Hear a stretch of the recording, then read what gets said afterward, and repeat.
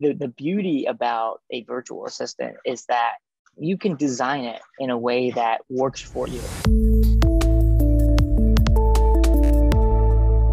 Hey everybody, Daniel Ramsey here with MyOutDesk. Now I've got a friend, Cecil Cummins here, and today we're going to talk about him and his business and what he does. What I love about this guy, he's an international traveler. He's done some YouTube stuff that just blows my mind. And what I really love about him is he's a real estate guy like me at heart. So we're going to talk through all that stuff. Cecil, thanks for being here today. Hey, Dan, thanks for having me, man. Yeah, man. Oh, okay. So wait, you and I have a long history. We've traveled around the world a couple times together. It's funny because I'm in this group, a men's group, and Cecil, I'm super jealous of him because we're traveling around, and this guy gets to go everywhere. And the women are just like, I love Cecil. My wife loves this man. And I'm excited because he said, hey, I'm a client now. And I'm like, are you kidding me? You're a client? And so I'm just thankful that you're here. And I'm excited to hear your story and also dive into like how you impact the world and do good work. Awesome, man. Yeah, no, I'm very excited to be here. And it's funny, and I'm sure you'll probably dive into these questions later. But, I would always do one-off projects with virtual assistants on Fiverr and Upwork and things like that. And it worked, but I just needed some more consistency. And so finally, when I got to place in my business and I jumped over to MyOutDesk, it's just been incredible. So I'm very happy to be here, very privileged to be able to be on this call with you, and excited to talk about the difference makers that it's been. Awesome. So you're a vice president at Hyatt Commercial, and you primarily focus on helping business owners build wealth through real estate. Talk a little bit about that. And also what I love is you have a clear mission, which is unique in real estate. So let's talk through, let's give people a little introduction into who Cecil is. Sure, absolutely. So for me, I'm all about passion, purpose, and results. My goal is to be able to influence economic landscapes of communities through commercial real estate. And so for me, when I got into this business, one, real estate was a vehicle for me to be able to build a life and a lifestyle that I want. It's also, a vehicle that I understand at a high level with a logical train of thought, commercial real estate speaking.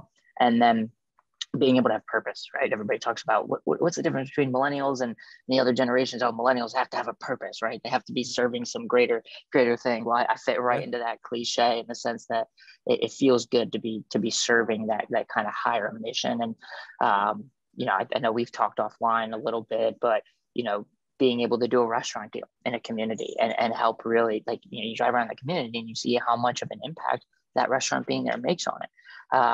Which is really, really incredible. And my specialty is sales. I love helping business owners build wealth and invest in real estate. And I love just brokering investment sale deals, and helping people, level up their game with adding to their portfolio. And I love underwriting. I love problem solving. It's funny.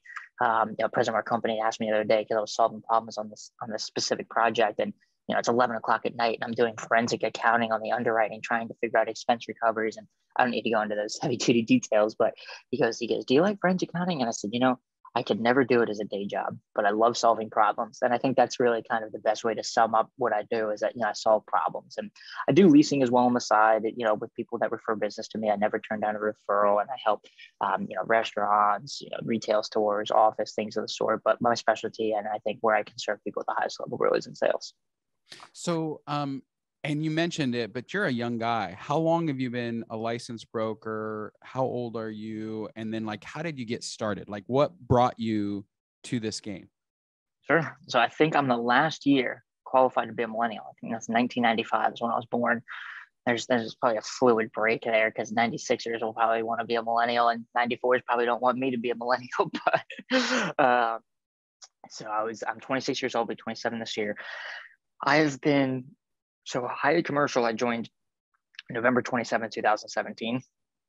And we are in February 2022 now. So I just finished my fourth year in the business, and I'm starting my fifth year in commercial real estate specifically. Before I joined Hyatt, I think I was licensed for 2 years, or maybe about a year and a half. When I was in college, I got my real estate license with a few friends actually with Keller Williams.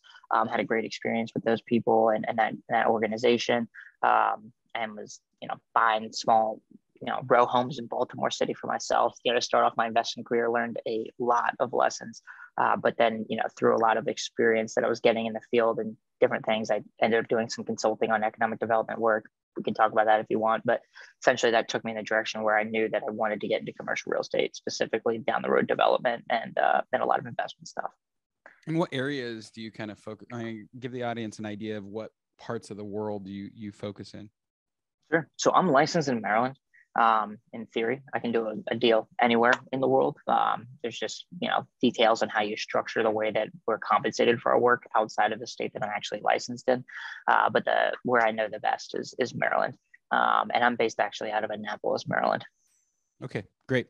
And so we want to kind of focus on the virtual assistant thing. It's really rare to have a commercial real estate broker at a high level using our virtual assistants. We have a handful, like out of, I think there's 1,900 virtual assistants. You're one of maybe 20 brokers that are commercial brokers. So it's a really small segment. Yeah, it's a really small segment. And what always happens is, I get on a call with a commercial guy and or gal, and they always say, well, what is a virtual assistant? What can they do for me? And so rather than me telling them, I thought you could tell them, like, what's the best way for a commercial real estate broker to use a virtual assistant to help them grow their business? Sure. Well, my disclaimer would be that I don't know what the best way is, but I can tell you how I do it. Perfect. I don't want anybody listening as well. I do it this way, or he should do it this way. I think the beauty about a virtual assistant is that you can design it in a way that works for you. It's not like I don't look at it in a sense of like, okay, here's this box, and if you don't fit in this box, then it doesn't work for you. I don't think it's that way at all. For me, what I look at, and there's two tiers of people in the commercial real estate business that are successful. You have your one tier person that has been in it for a long time and they're really old school and they just have everything up here and they crush it. They crush it. Frankly, I don't know how they do it, but somehow, some way, they can just connect opportunities, remember contacts, like have all of this information up here. And those types of people, I don't know if they would thrive with a VA or not, but frankly, I don't even know how they're thriving to begin with. It's kind of a freak of nature that they can just operate with everything up here. The second type of person is the person that utilizes a CRM, puts systems, infrastructure in place to be able to do, marketing campaigns, to, enter in data, put notes on people, really track clientele over long periods of time. Simon Sinek wrote a book called The Infinite Game. And, he just describes that as one that is never ending. It's not like a football game has a beginning and an end, right? For the Super Bowl coming up next weekend, we'll know that either Cincinnati or the Rams will walk away from that one with a Lombardi trophy. But in this business, it's, I could be working with a client right now and we could be, really going nitty gritty, for 6 months, and then a deal just doesn't pan out and nothing happens. That doesn't mean that that's not a client or somebody that I'll work with in the future. I could revisit them in 3 years and we could do the biggest deal of my life years down the road. So the biggest aspect of this business, I think, is so important is being able to prepare for the infinite game and not a transactional game. And I think those have different approaches on CRMs, in general, but it's all the more important to really have a system that allows you to track all the information that we take in on a daily basis on properties and on clients, so that we can serve them at a higher level in the future. And if we're not doing that, I personally believe that we are not serving our clients at the highest level that we could be, or we're not reaching our full potential. I really personally believe that. And the guy in this office that does an incredible amount of business, he's very good at what he does. He doesn't use the CRMs at all. And I tell him, I said, dude, I think if you use this thing, you could double your business. I really think you could. But at the same time, it just comes down to whatever works for you. And so it goes back to, what's the best way to do it, Cecil? Well, who knows if my way is the best way or not, but it's really been helping me and serving me at a high level. So going back to the end of that question is, how am I using virtual assistants? So early on, I was introduced to virtual assistants on a project basis with Fiverr and Upwork and whatnot. And they were awesome for projects, right? One-off projects. You didn't have to spend a whole lot of money hiring or anything of the sort. You can get a project done. And usually you can do a pretty good job and pretty inexpensively and pretty quickly. So I really started to realize the best ways to work with them in the sense that you provide really clear instructions on what needs to be done and a really clear vision of what needs to be done. And that was working well. And then I started to see that I was spending, a few $100s here, a few $100s there. Like, there was months where I was spending more than $1,000 on, little project basis on virtual assistants. And I'm like, okay, now I actually have some money in the bank. Now I'm actually really closing some deals. It really takes at least 3 years to build up a business in commercial real estate. Last year was my biggest year ever. I did more than the first 3 years combined. So it was really, really special. And so coming together second half of last year, I knew that if I wanted to scale up this year, and really towards the later end of last year, but then scale up this year at even a higher level, you have to do something different than what you were doing before. And so to kind of come full circle, when I went to MyOutDesk, my goal was to have somebody to come in and help me manage a lot of the nitty gritty details and administrative components of this business that need to be done, but aren't making me more money in the short term. And I say in the short term because a lot of those things will make you money in the long run. So it's still worth it doing it, but it's really not a revenue driving activity. An example might be, putting in contact information into your CRM of the 30 people you talk to that day and writing in notes. That's going to serve you at a high level down the road, but that's not making me money right now. So if I have 17 other deals in motion right now that I need to be working on, or I need to be prospecting or something of the sort, spending time doing that administrative stuff is taking away from my ability to make revenue in the here and now. But I also need to plan for the future. So when I brought on virtual assistant with MyOutDesk, my thing is I needed somebody that could specialize in and understand at a high level, a CRM system, being able to navigate Salesforce, specifically I use Apto by Salesforce.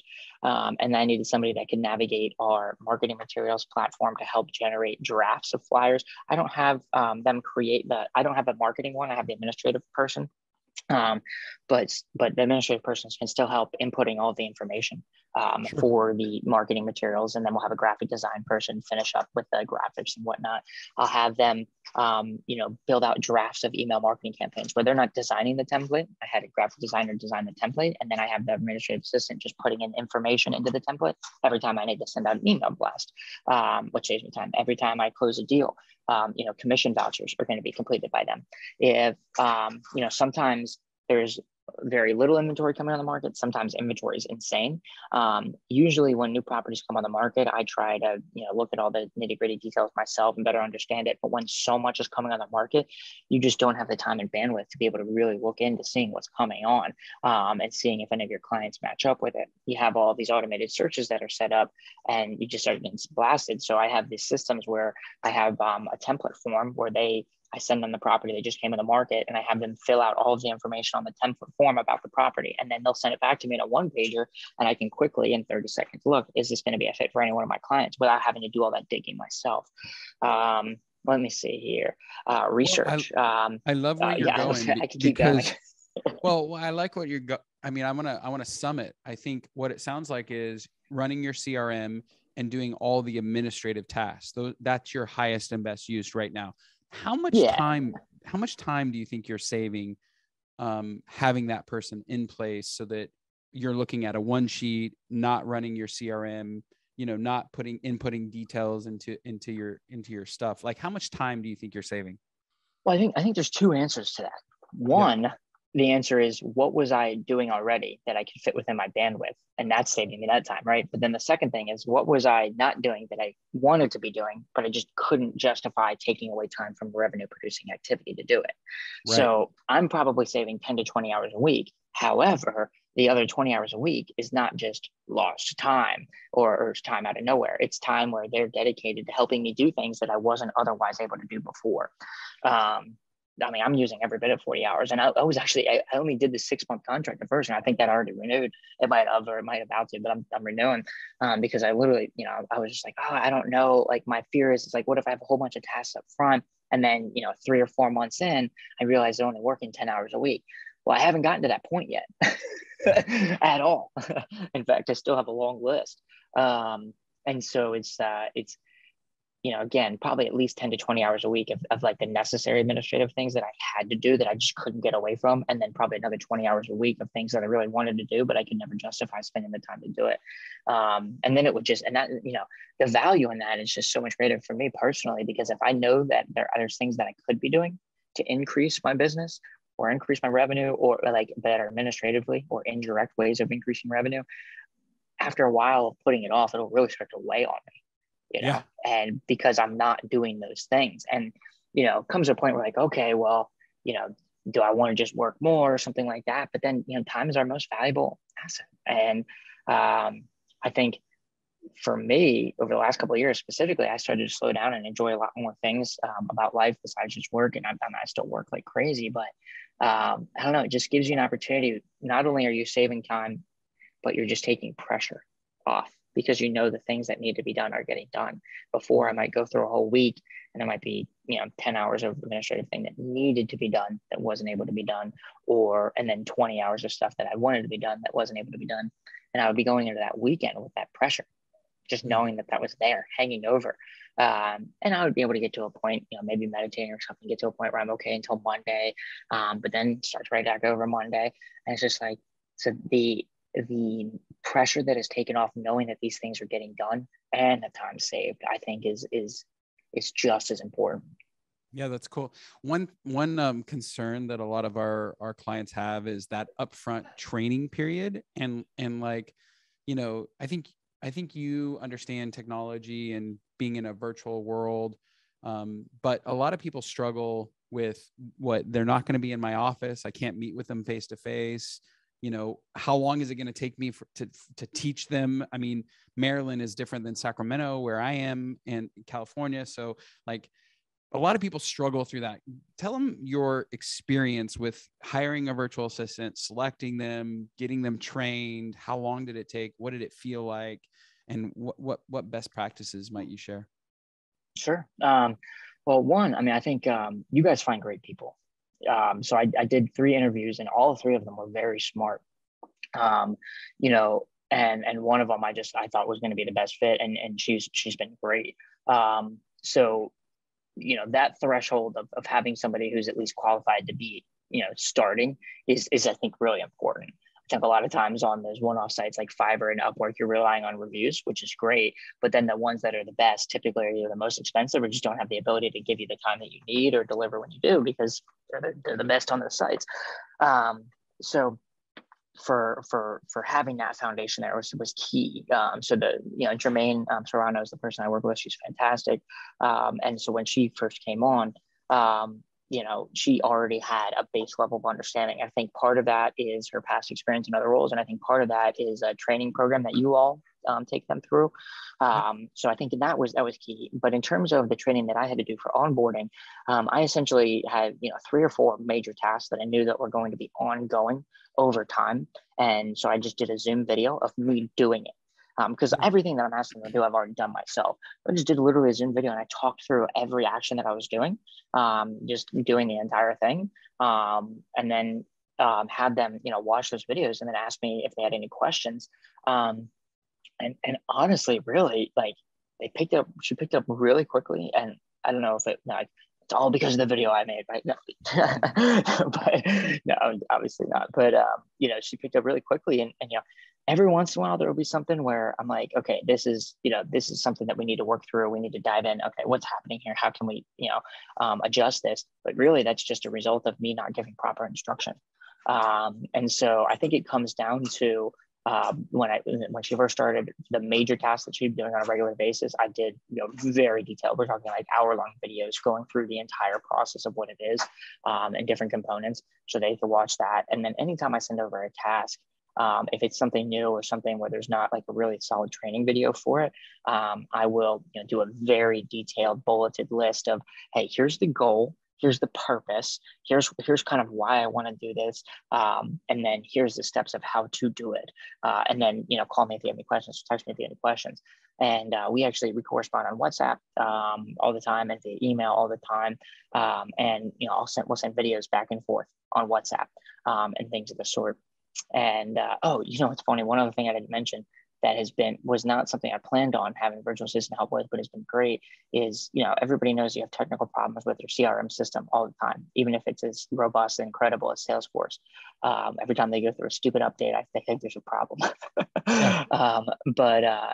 So one of the great things is she's been able to help correspond customer service for me, handling some of that stuff. But I'm just like, oh, it's just so great to be CC'd on an email and not have to worry about it myself. And not be on hold for an hour. No kidding. No kidding. So I think for the training components, creating really in-depth videos showing it, providing really, really good instruction, but then also having somebody who already has a foundation.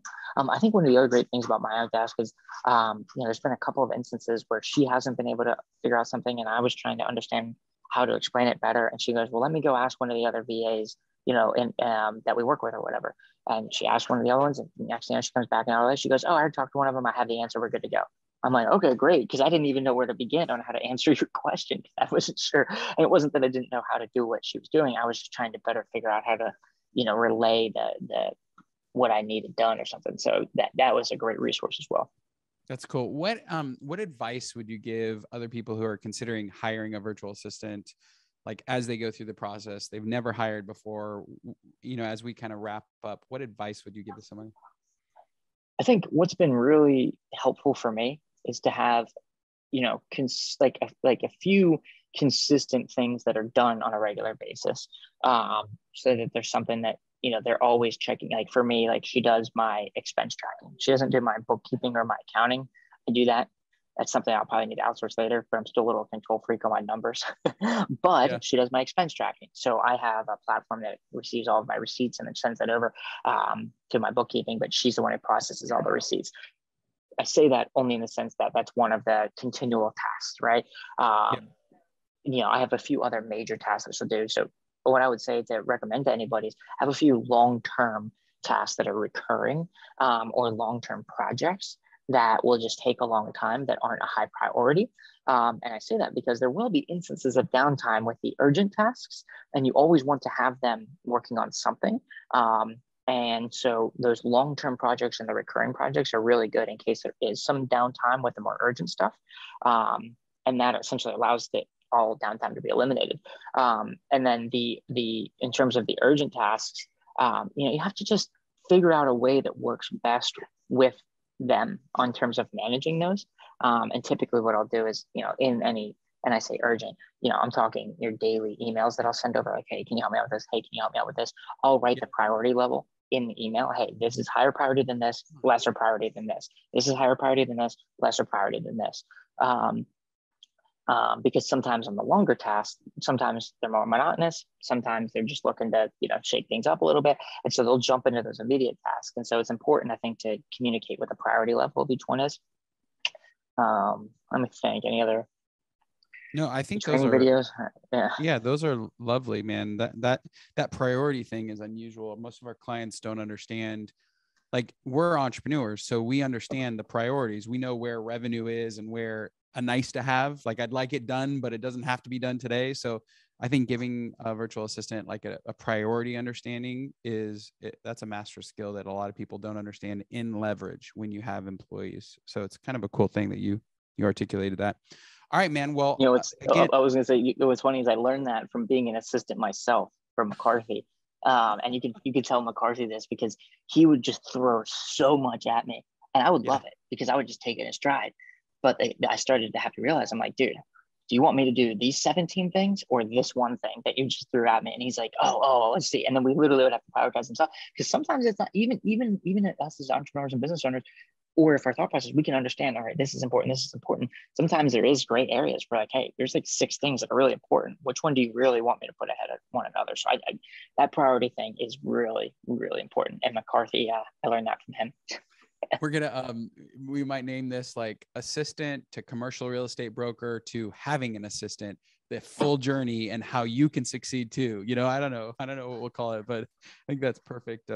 Well, Cecil, again, you're doing fantastic. Like I said, I've known you for a long time, and it's cool that you had your best year. It's cool that you're a client and you're doing so well. And I just appreciate you sharing today, man. It's been great. Hey, thank you for having me. It's been awesome, Dan.